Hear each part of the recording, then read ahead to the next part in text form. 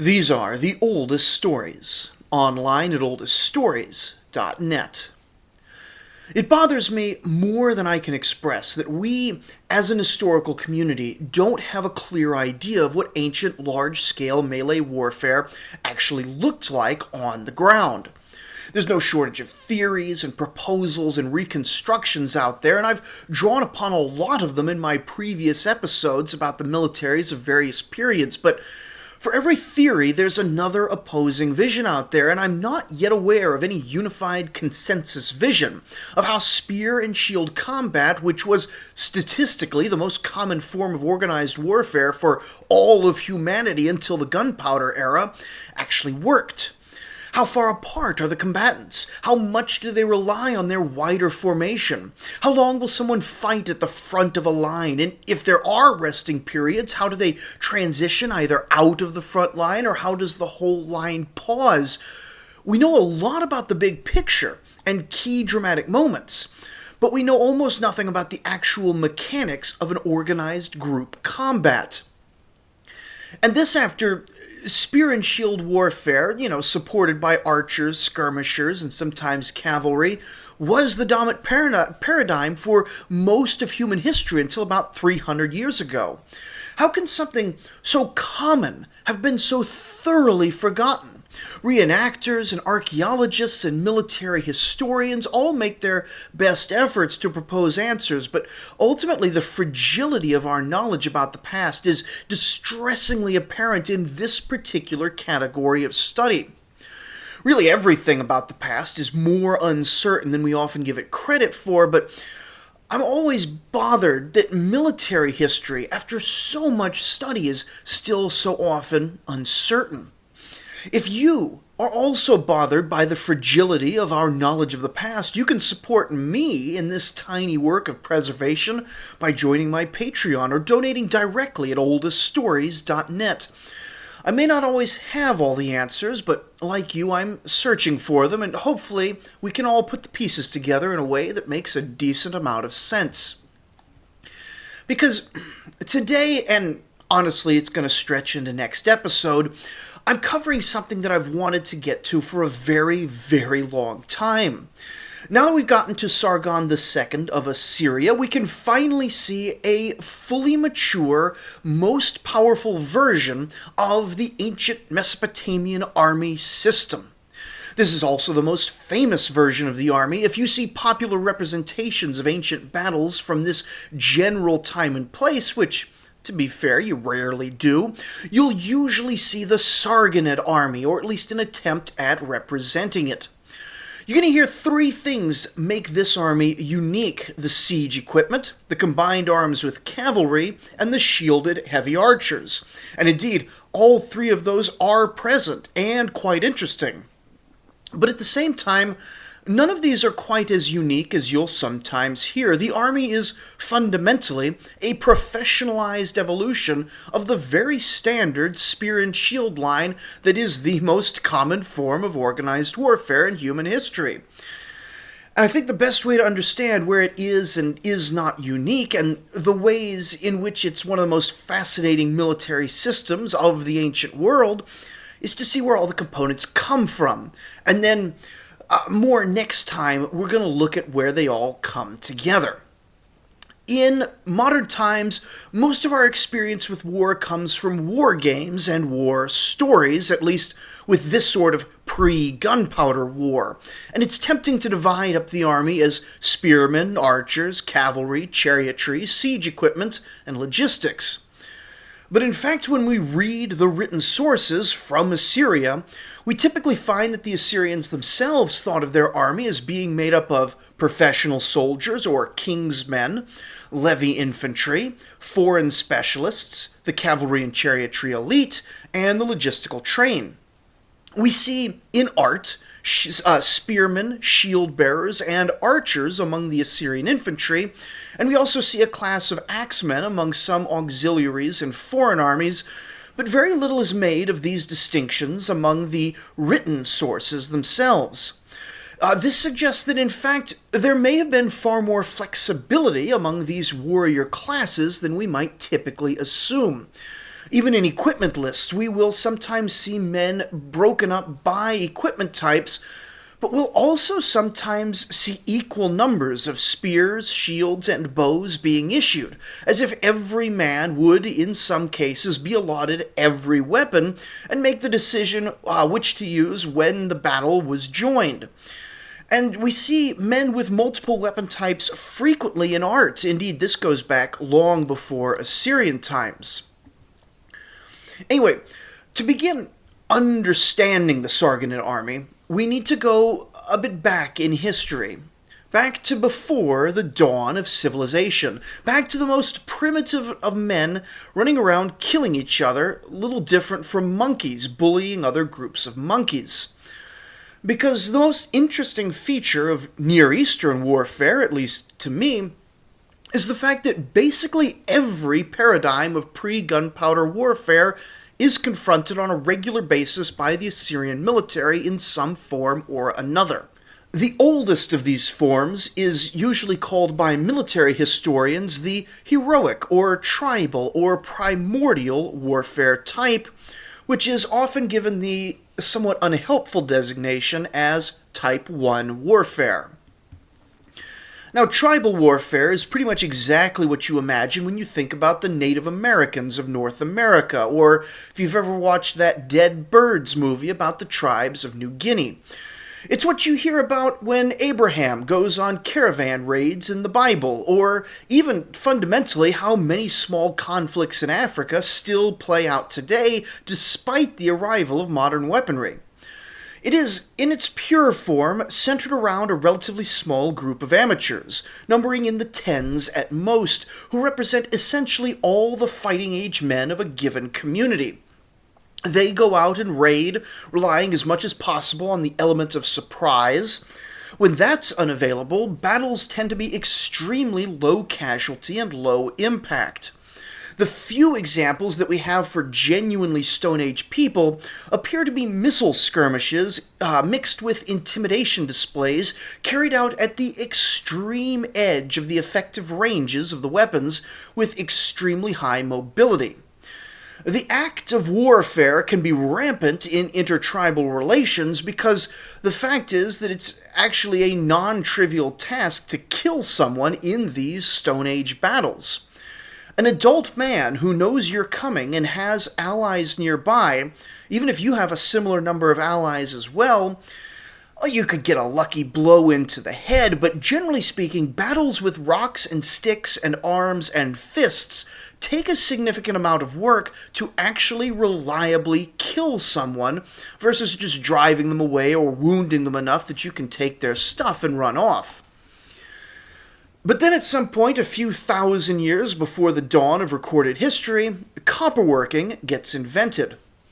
We are so far up the tech tree that it's hard for us today to really comprehend, but a weapon of, well, I say copper, but really bronze or other copper alloys is substantially more lethal than a stone weapon.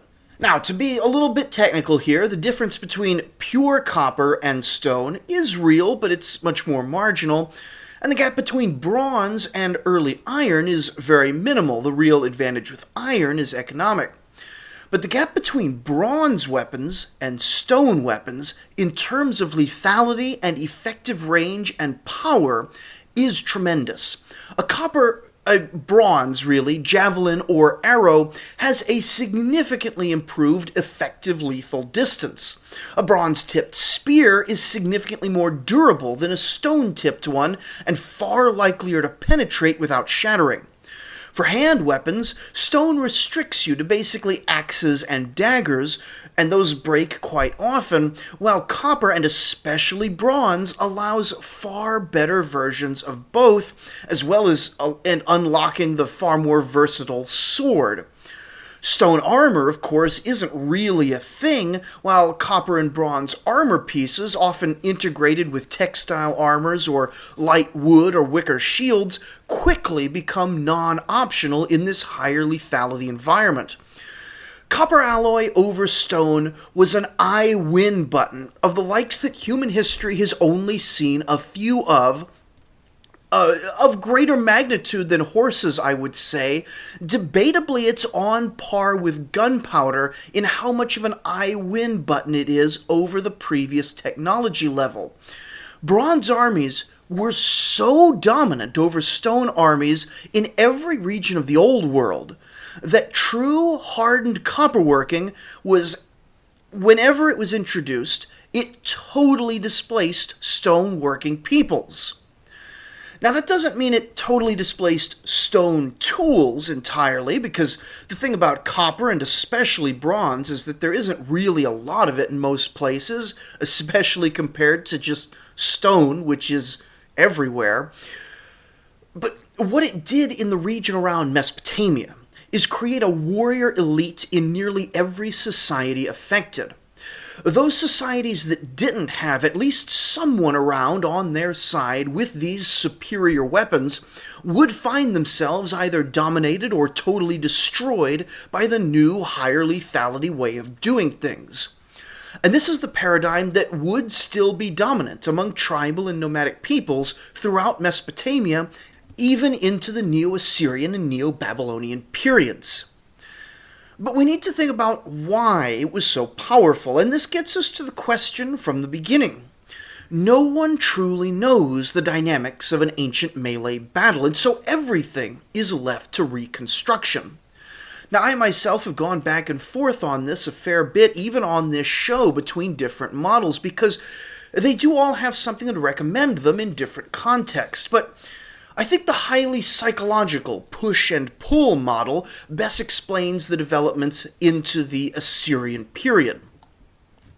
Now, in this model, you imagine that every single soldier on the battlefield has a drive pulling them into battle and a drive pulling them away from the battle.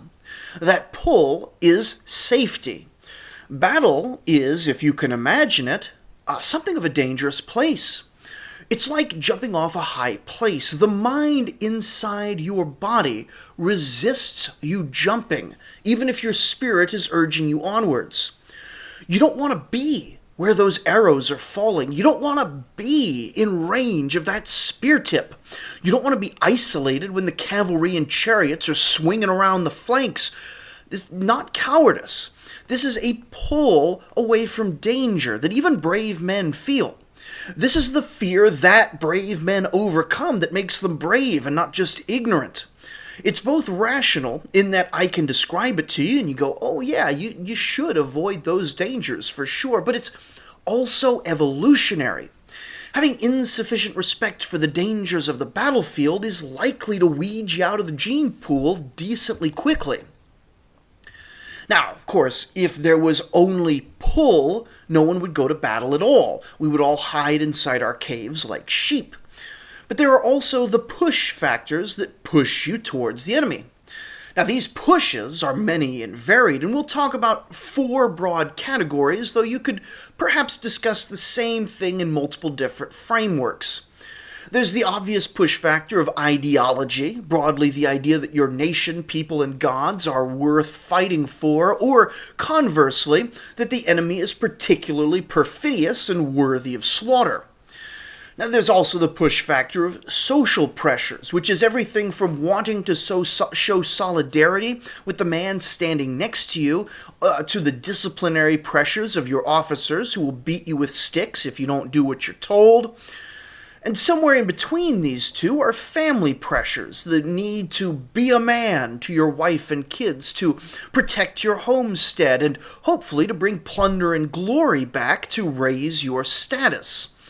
The most internal is the drive within each man to seek after glory and bloodlust, the desire that every man has since boyhood to take a stick and swing it at stuff.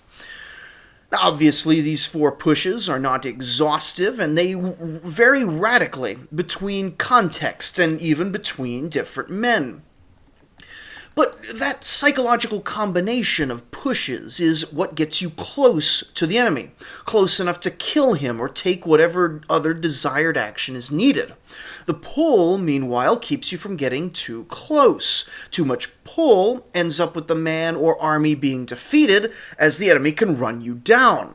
Too much push leads to suicidal charges, which to be fair, are sometimes highly effective, but more often they're just suicidal.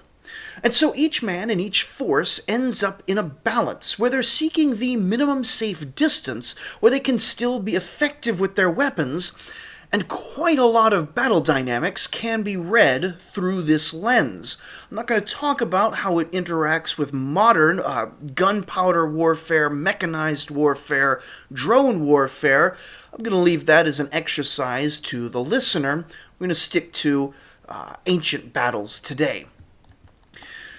For an example, direct tribe-on-tribe Type 1 warfare is very rarely recorded in the Near Eastern record of the Bronze or Iron Ages. We can't say that it didn't happen, but our sources generally imply that Type 1 warfare greatly preferred raiding and ambushes to direct open-field battles because the lethality of direct skirmishing at fairly long ranges made it hard for two parties with low population counts to close on each other effectively without access to armor. And those with access to better weaponry were generally on their way to becoming sedentary, with relatively few exceptions. Attacking the unprepared or defenseless was far higher in safety and more profitable in terms of glory and plunder.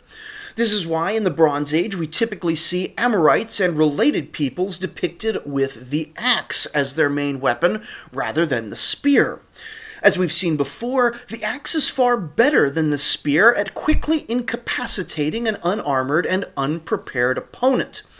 It's only in order to break armor or when range is needed that the spears start to come out, which is far more dangerous and hence a less desirable place to be.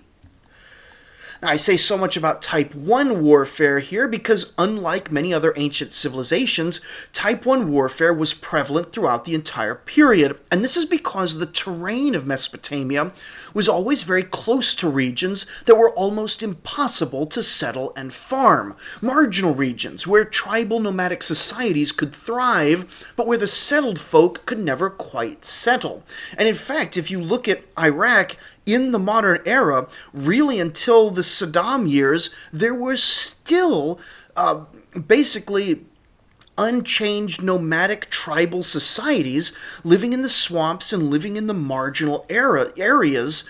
They've only recently been settled with the higher technology and the militarized conditions of Iraq in the last number of years. So we should, in all seriousness, expect that anyone bordering stepplands or mountains was never, in all of ancient history, totally free from the threat of mobile raiders, excepting only possibly the interior of the greatest empires at their very peak. But in those places where agriculture could thrive, giving birth to cities and empires, the old Type 1 combat quickly becomes obsolete. Tribal societies have population limits that cities and empires simply don't in the same way, meaning that when a city is able to bring the full force of its sheer numbers to bear against basically any one Type 1 tribal society, the tribal society is just completely overwhelmed if they can be caught.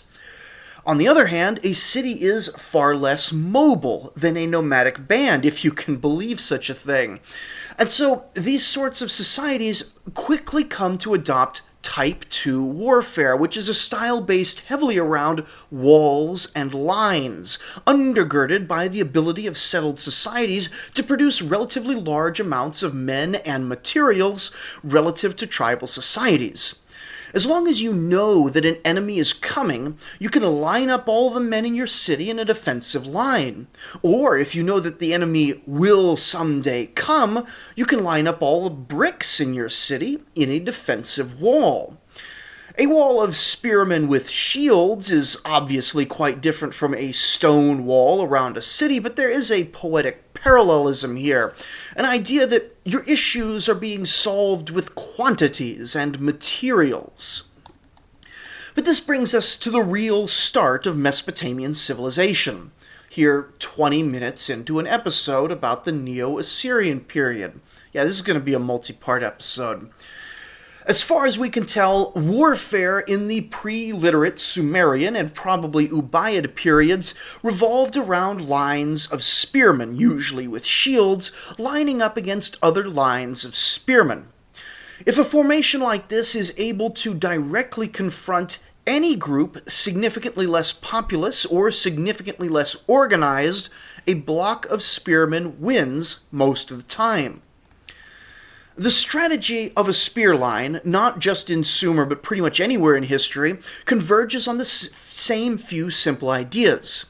Think about our push and pull vision of battle. You're in a line and you have some motivation for approaching the enemy in the first place. Desire for glory and plunder, need to protect your home, sanction of the gods, or just the coercive nature of corvée conscription. Whatever it is, it gets you marching forward even when you see another enemy spear line in the distance. In these periods, we're talking lines of perhaps a few hundred men in many cases, but the concept carrying cleanly into 10,000-man spear lines in future ages. Now, you are, in this vision, about 1 arm's length away from the man next to you, and indeed that's probably exactly how the first formations were created and regularized, making a spacing of some 70 to 100 centimeters from man to man. Not between men, but like from your center line to his center line is about 70 to 100 centimeters.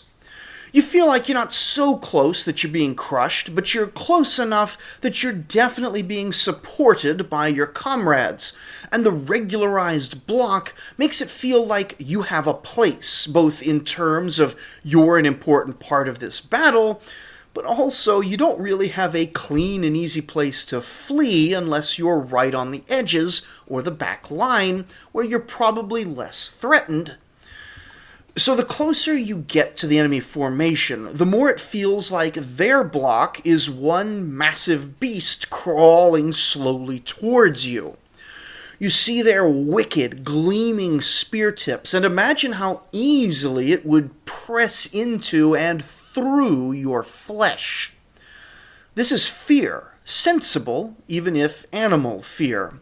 And so you have things keeping you safe. You have a shield of some size. In early dynastic Sumer, those shields are pretty big. They're oval or rectangular and covering most of the body. You can hide behind that. And you're using a spear.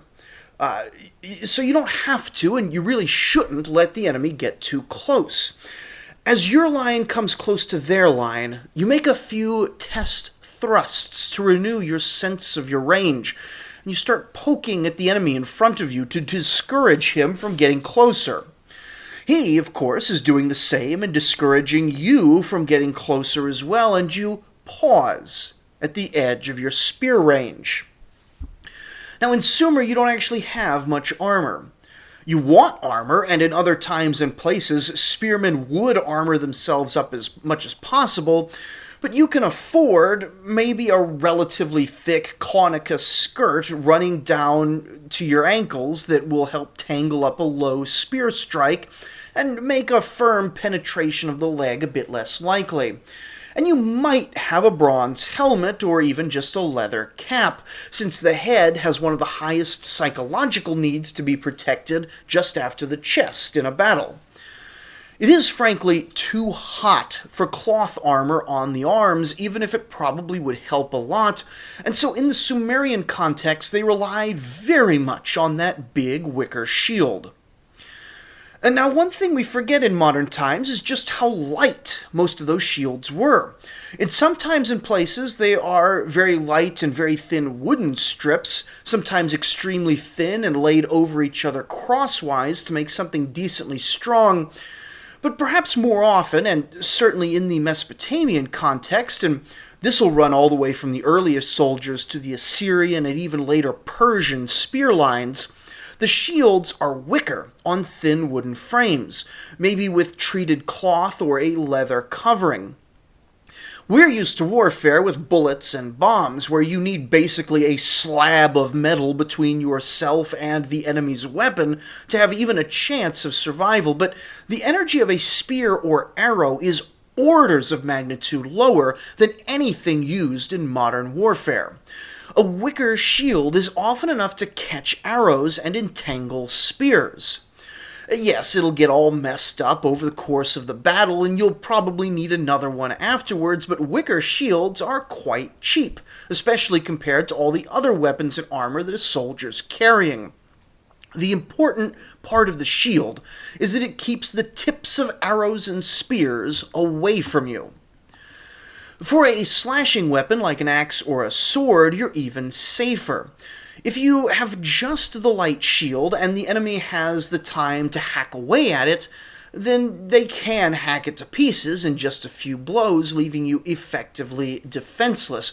But you have that spear. It's extremely costly for someone to put themselves in spear range. A swordsman needs to surge, hit hard and fast while he has momentum, then either win or pull back in time before he gets poked full of holes. The spear keeps him at range, and a light, large shield is enough to make it take a bit of time before he can push through. Compare this to something like the Roman legionary. He has a sword, no spear, and because of that, he has to have both a much stronger, heavier shield and vastly heavier amounts of armor. He has to get within the deadly range of a spear and be reasonably confident that he will survive. Now, Rome isn't all that relevant here. In fact, it's a couple thousand years away if we're still in the early phase of Mesopotamian history. And the general idea here is that we should think about how safe you feel in front of an enemy as a function of your armor and your shield. And nobody in the ancient Near East had armor anything like the much later Roman armor, until the Romans actually got there. A Sumerian spear line, therefore, probably wasn't very mobile once the battle has been joined. I do like to give maximal credit to the ancients, but for all that I do think there was a good deal of trickery and general strategy going on in the pre-literate and early literate period, I generally don't see much evidence that spear lines did much more than walk towards each other, possibly make an initial charge, and then poke until someone gave up, and then they'd chase the losers and slaughter anyone they could catch. Surely there was variation over the centuries, but we are both simplifying here for time and because we don't really have the details needed to go too much further.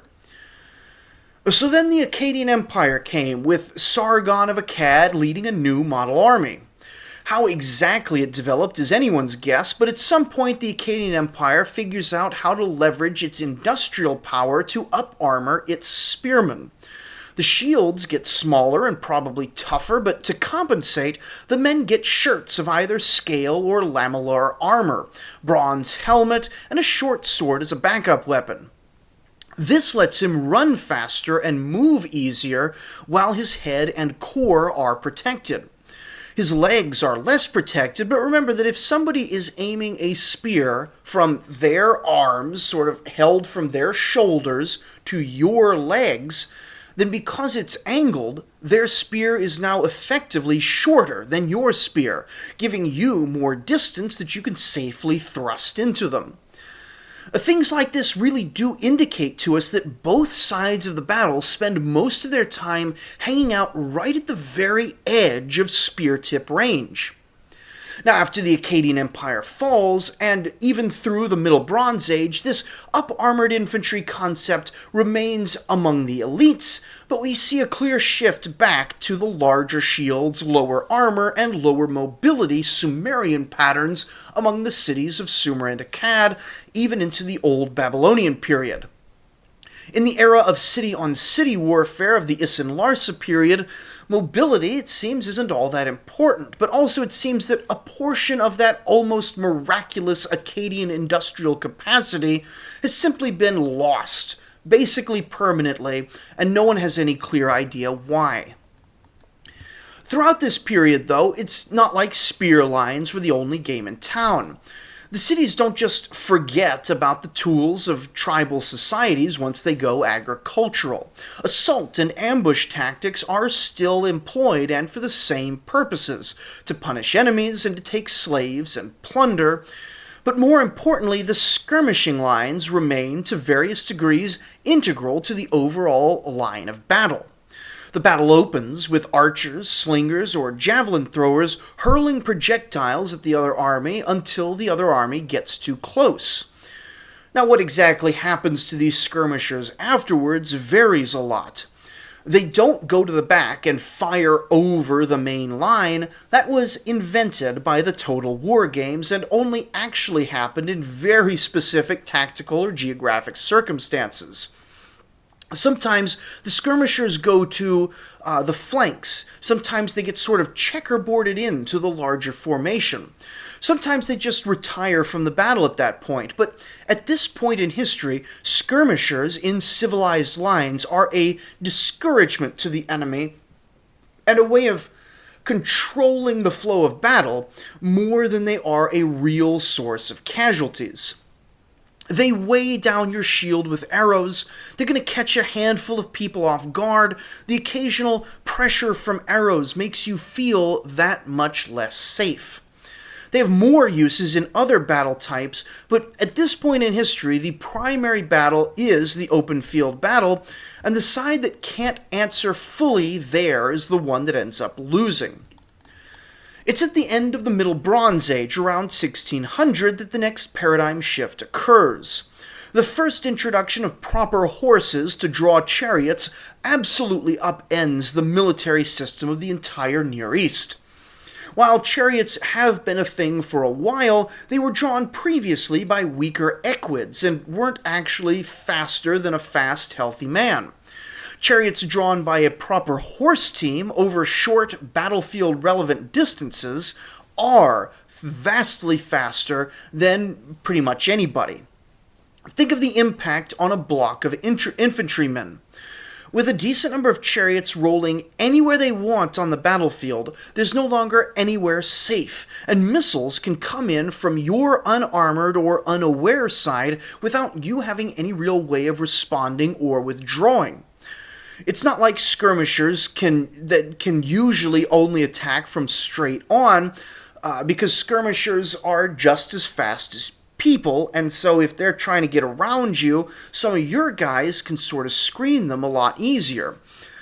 It's really the strength of an ambush happening on the open field. The enemy's able to come from anywhere at any time, and it makes the whole battlefield feel potentially unsafe in a way that gradually wants to pull the soldier out of battle. That might seem sort of a bit modest and detached and clinical, but the fact is the chariot would dominate Middle Eastern warfare for the next 4 centuries, and this isn't because they were tanks charging in and shattering lines. Almost no chariot charging occurred. The main debate here is whether it happened at all or if it was just quite rare. It was a platform so fantastically expensive that even the greatest powers struggled to maintain them in significant numbers. And yet these fast missile platforms could so effectively pick apart loose, lightly armored infantry formations, and they could harass tight, inflexible formations, that the question of whether your side or their side won the chariot duel at the start of the battle, and thus had free rein to harass the infantry, often decided the whole thing. It was, all things considered, a fairly odd period of history. But then came the Bronze Age collapse, ending the age of the chariot from 2 sides. From the cost side, the great powers are now too poor, or, just destroyed, to field them in quite as large of numbers. But more decisively came the massed mobile missile infantry of the collapse-era armies that decisively broke their power. Now, the exact nature of the military revolution here is highly debated. People argue about whether or not part of the Sea People's strategy involved large amounts of light infantry running really fast on the battlefield and literally catching the chariots by herding them, kind of like hunting animals. If this was part of the strategy, we don't see it surviving into the Iron Age Near East. But what we do see emerging, all the way from the Aramaean tribes of the west to the Elamites of the east, is a switch to vastly more archer-heavy armies. To the point that the Elamites, for example, appear to be 100% archer for their army, at least by some depictions during the Neo-Assyrian period. While we can't say for sure, my own feeling is that the vastly higher volumes of vastly more mobile infantry archer armies are the tactical innovation that broke the universal power of the chariot during the collapse era. A chariot, for all its speed, is not agile, and while a loose formation can be pulled apart, a sufficiently well-trained and agile foot formation can learn ways to just dodge a chariot. If they can move and shoot in sufficient volume, then the high and somewhat exposed profile of the chariot leaves it vulnerable to foot archers. We see chariots react first by getting heavier and more armored. This is the primary reaction of the Assyrian chariot, but at the same time this makes it more expensive and hence less numerous and also slower. The chariot remains a prestige vehicle, but the primary challenge of open combat is now this new sort of high-volume missile fire. Around the same time, the introduction of iron means that larger armies can be equipped, and the rising populations mean that larger armies can be fielded in general. Cavalry and camelry, meanwhile, arrive to the battlefield far more gradually than most battlefield innovations, as the civilized powers generally show a great deal of uncertainty about how to best employ them, and possibly also there's just a bottleneck in how fast they can breed them into being properly effective. Meanwhile, the uncivilized powers, usually the mountain highlanders, with their superior horsemanship, are unable to penetrate the lowlands purely on the strength of cavalry, the way that the later steppe warriors would manage to do. Those steppe warriors, we will see the Cimmerians showing up in some number of episodes. I'm not quite sure when. I'm not sure how long it'll take us to get to them, but that is Type 3 warfare, which is how the Assyrian Empire ends up fighting Type 1, Type 2, and Type 3 opponents, with Type 4 being gunpowder. Anyway, the massed light archer formations ward off a lot of these new cavalry tools, except where they can be used in raids, ambushes, or as part of combined arms approaches. And this finally gets us to the rise of the Assyrian Empire through the early Iron Age, which I had actually sort of thought that the Assyrian Empire would be the point of this episode, but I did get a bit distracted with other things. Still, the kings of Assyria, and especially Sargon, are far more intimately aware of the strategic context into which he's building his army than are, I think, even many of the people who dip their toes into Sargonid-era military history. No army develops in a vacuum, and the unstoppable Assyrian army was unstoppable precisely because of how well they were able to hard counter the very specific threat environment they were employed in. And so that's enough from me today. If you haven't had enough from me, I do have quite a large backlog of episodes at this point, but you can also check out my Patreon, where I do have a few bonus episodes posted from last year, and maybe making more depending on how far ahead of the posting schedule I can manage to get in this year. It is my New Year's resolution, so we'll see how that works out, to produce more Patreon content.